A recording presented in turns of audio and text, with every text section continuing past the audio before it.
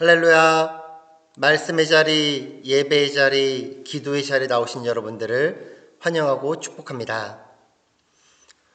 오늘 우리에게 주시는 하나님의 말씀은 사도행전 16장 31절입니다.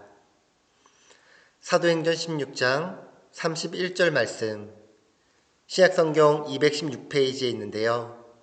다 같이 성경을 찾고 한 목소리로 함께 읽겠습니다. 이르되 주 예수를 믿으라. 그리하면 너와 내 집이 구원을 받으리라 하고. 아멘. 할렐루야. 오늘은 기쁘고 즐겁고 감사한 날입니다.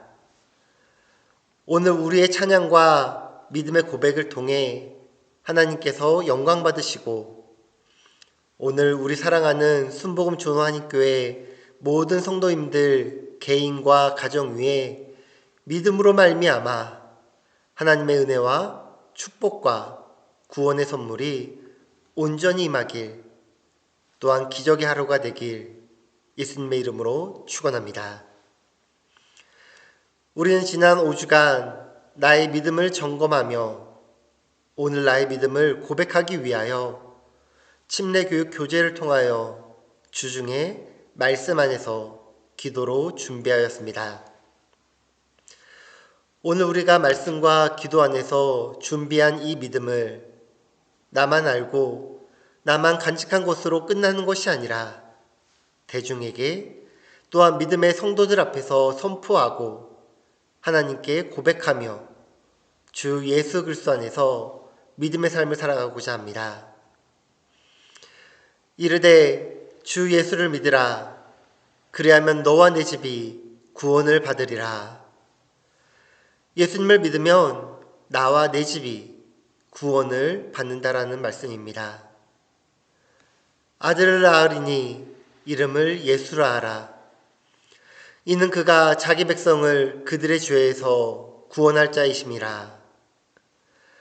이는 우리를 위하여 하나님께서 예비하신 구원입니다. 하나님이 세상을 이처럼 사랑하사 독생자를 주셨으니 이는 그를 믿는 자마다 멸망하지 않고 영생을 얻게 하려 하심이라. 우리에게 주신 유일한 구원의 길입니다. 요한복음 14장 6절 말씀입니다. 예수께서 이르시되 내가 곧 길이요 진리요 생명이니 나로 말미암지 않고는 아버지께로 올 자가 없느니라.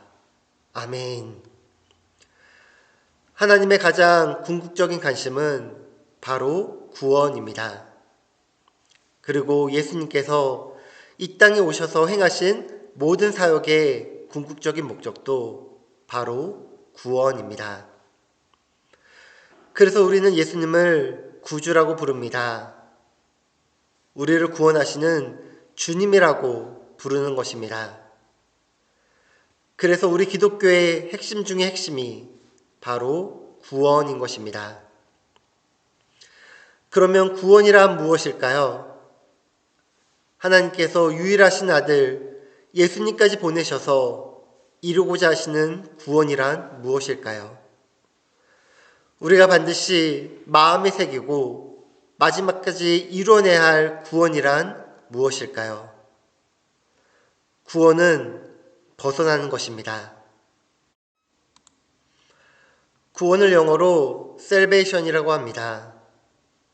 이 말의 우선적인 뜻은 구출, 즉 rescue입니다. 한마디로 말하면 벗어나게 해준다라는 것입니다. 그러면 기독교가 말하는 구원은 무엇으로부터 벗어나게 해준다라는 것일까요?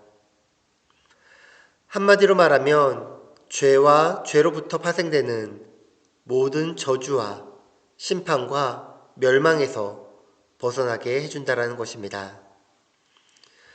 그래서 우리 기독교가 말하는 구원은 간단하게 말해서 죄로부터의 구원입니다. 칼 메닝거의 죄는 도대체 어떻게 된 것인가 라는 책에서 그는 이렇게 말했습니다. 죄라는 단어가 지금은 사라져버린 듯하다. 이 단어 자체는 물론이고 그 개념까지도 사라져버렸다. 그 이유가 무엇인가? 이제는 누구도 죄를 짓지 않기 때문인가? 아니면 누구도 죄를 믿지 않기 때문인가? 기독교 저술가인 C.S. 루이스도 이렇게 말했습니다. 내가 만난 장벽은 독자들의 마음에 죄에 대한 개념이 거의 사라져 버렸다라는 것이다. 신약성서 신학자인 D.A. 카스는 대학에서 복음을 전하며 체험했던 소감을 이렇게 전하였습니다. 학생들은 죄 짓는 법은 잘 알고 있지만 무엇이 죄인지는 전혀 모르고 있다. 그렇습니다. 오늘 우리 시대의 사람들의 가장 심각한 문제 가운데 하나는 죄를 모른다는 것입니다. 그리고 죄의 결과가 얼마나 무서운지를 모른다는 것입니다. 그래서 우리에게 구원이 얼마나 필요한지를 모릅니다. 그래서 예수를 믿으려 하지 않는 것입니다. 그러면 죄란 무엇일까요? 성경을 보면 죄가 무엇인지를 분명하게 말씀하고 있습니다. 요한일서 3장 4절입니다. 죄를 짓는 자마다 불법을 행하나니 죄는 불법이라. 한마디로 말하면 죄는 법을 어기는 것입니다. 다시 말하면 죄란 하나님의 말씀을 어기는 것입니다. 아담과 하와가 최초로 죄를 저질렀습니다. 그들이 저지른 죄는 분명합니다. 창세기 2장 17절 말씀입니다. 선악을 알게 하는 나무 열매는 먹지 말라.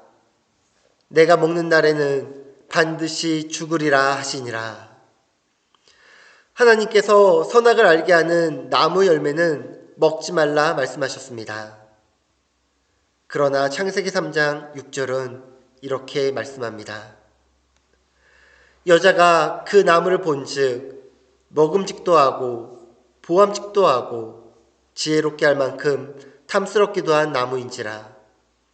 여자가 그 열매를 따먹고 자기와 함께 있는 남편에게도 주매 그도 먹으니라. 그들이 하나님께서 말씀하신 것을 어긴 것입니다. 이것이 바로 죄입니다.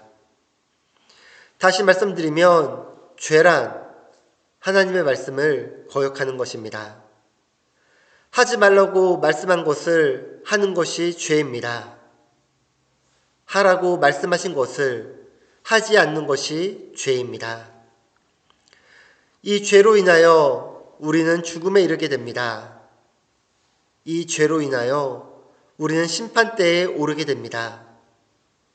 이 죄로 인하여 우리는 멸망의 길에 오르게 됩니다. 로마서 6장 23절입니다. 죄의 삭은 사망이요 하나님의 은사는 그리스도 예수 우리 주 안에 있는 영생이라. 히브리서 9장 27절입니다. 한 번 죽는 것은 사람에게 정해진 것이요 그 후에는 심판이 있으리니. 그러나 우리 인간은 예수님의 십자가의 죽으심으로 우리가 지은 모든 죄값을 치르게 된 것입니다. 예수님을 통해서 속량을 받아 구원을 받았다고 해서 구속이라고 부르는 것입니다.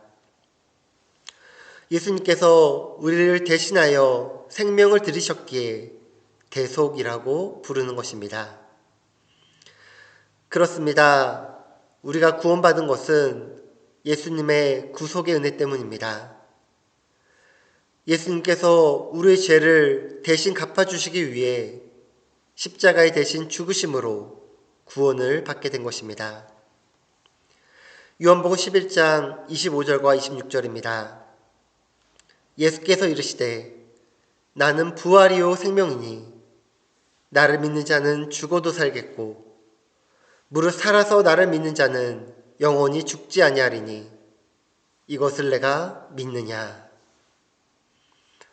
오늘 여러분에게 아주 간단하지만 무겁고 진리가 담긴 질문을 하고자 합니다. 여러분은 예수 그리스도를 나의 구주로 믿으십니까? 주 예수를 믿으라. 그리하면 너와 내 집이 구원을 받으리라. 기도하겠습니다. 하나님 아버지, 이 세상을 사랑하시고 나를 사랑하여 주시사 죄 가운데 있지 아니하고 죄에서 벗어나 구원하여 주시기 위하여 예수 그리스도를 이 땅에 보내주시니 감사합니다. 많은 이들이 예수 그리스도의 이름을 들었지만 그 이름을 들은 자들 중에 이 이름의 은혜를 깨닫게 하시니 감사합니다. 이 시간 부활이요 생명이신 예수 그리스도를 믿음으로 고백합니다. 이 믿음 위에 구원 위에 영생을 허락하여 주옵소서. 오늘 정교인 침례식으로 12명의 하나님의 자녀들이 이 시간 믿음으로 고백하며 주 앞에 나아갈 것입니다. 주님, 이 믿음을 기쁘게 받아주시고 이 믿음으로 하나님께 영광 돌리게 하옵소서. 예수님의 이름으로 기도합니다. 아멘.